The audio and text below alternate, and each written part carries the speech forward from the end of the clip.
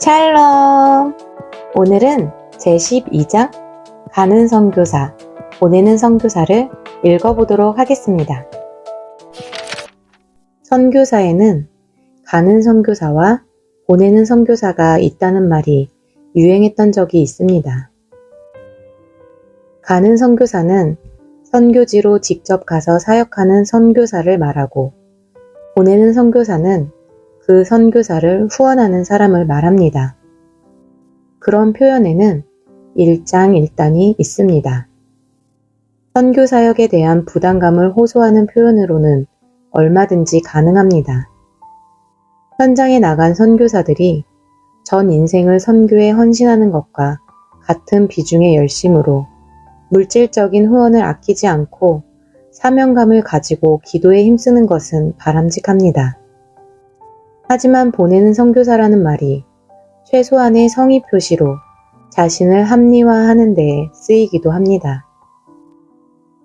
선교를 위해서 크게 부담이 없는 액수를 헌금하고 어쩌다 생각날 때 가끔 기도하는 것으로 자기 책임을 다 감당한 것처럼 생각한다면 그야말로 오산입니다. 예전에 어차피 하나님이 모든 사람을 다 선교사로 쓰시는 것은 아니지 않습니까? 라는 말을 들은 적이 있습니다. 물론 맞는 얘기입니다. 하지만 하나님이 자기를 선교사로 부르지 않았다고 어떻게 확신합니까? 부자 청년이 예수님을 찾아와서 자기가 무엇을 해야 영생을 얻을 수 있는지 물었습니다. 그때 예수님은 내 소유를 다 팔아서 가난한 자들에게 주고 너는 나를 따르라 라고 했습니다. 이 내용을 보면서 나도 내 소유를 다 팔아서 가난한 사람들에게 나눠줘야 하는 건가? 라는 고민을 하는 사람은 별로 없습니다. 기독교가 사유재산을 부정하지 않는다는 사실을 다 알기 때문입니다. 하지만 먼저 알아야 할 사실이 있습니다. 예수님으로부터 내 소유를 다 팔아 가난한 자들에게 주고 너는 나를 따르라 라는 말을 들은 사람이 있다는 사실입니다. 그런 말씀을 듣는 사람이 언제나 다른 사람이어야 한다는 법은 없습니다. 그 말씀이 자기와는 상관없다고 어떻게 단언합니까? 길에 떨어진 휴지를 줍는 것은 참 아름다운 일입니다. 제가 학교 다닐 적에는 그것을 공중도덕으로 배웠는데 요즘은 그런 의식이 많이 퇴색한 것 같습니다. 그 정도가 아닙니다. 어떤 아이가 휴지를 주우면 같이 있던 엄마가 왜 더러운 것을 만지느냐고 합니다. 다른 아이가 휴지를 주우면 착하다고 할 것입니다. 하지만 자기의 손이 더러워지는 것은 싫습니다. 선교사를 대하는 시선도 비슷하지 않나 싶습니다. 기독교인이라면 누구나 기본적으로 선교사를 존경하는 마음을 갖습니다. 하나님을 향한 열심이 대단한 사람이라는 사실을 다 인정합니다. 하지만 자기 아들이 선교사를 자원한다면 펄쩍 뜁니다. 선교사로 가는 사람과 선교사로 가지 않는 사람 사이에 어떤 차이가 있습니까?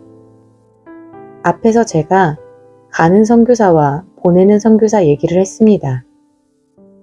보내는 선교사라는 말을 쓸 수 있으려면 적어도 예수님을 증거하려는 마음은 가는 선교사와 아무런 차이가 없어야 합니다.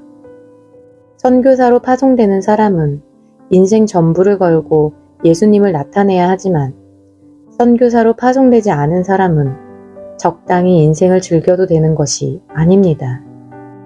목숨을 걸고 예수를 믿어야 하는 사람이 따로 있고 예배에 참석하고 11조만 하면 되는 사람이 따로 있지 않습니다. 어차피 같은 예수를 믿고 있습니다. 예수를 믿는 열심도 같아야 합니다. 유아 세례식에서는 부모가 아이 대신 세례문답을 합니다. 이 아이가 하나님 앞에 죄인임과 예수 외에는 소망이 없는 것을 인정하십니까? 이 아이를 신앙 원칙에 입각하여 하나님께 헌신하는 사람으로 양육하기로 서약하십니까? 하나님께서 친히 이 아이 인생의 주인 되심을 믿습니까?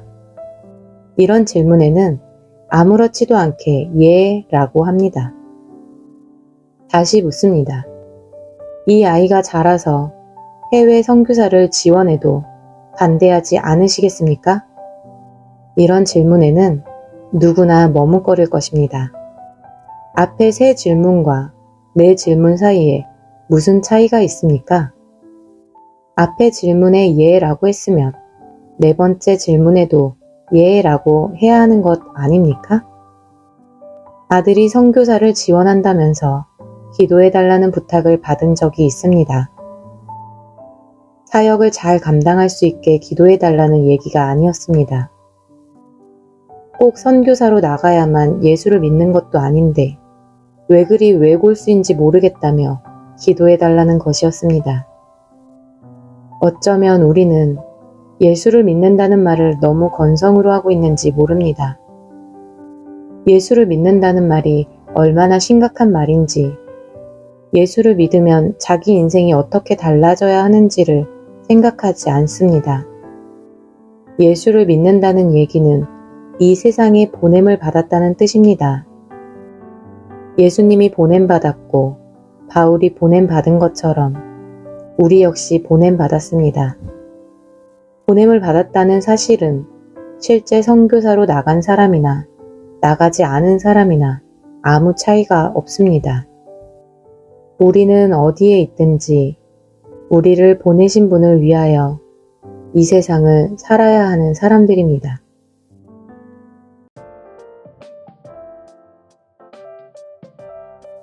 오늘의 말씀은 여기까지입니다. 오늘의 말씀을 따라 우리도 보냄받은 자들이 되길 간절히 소망합니다. 그럼 다음 시간까지 말씀으로 승리하는 하루하루 보내시길 바랍니다. 다음 시간에 만나요.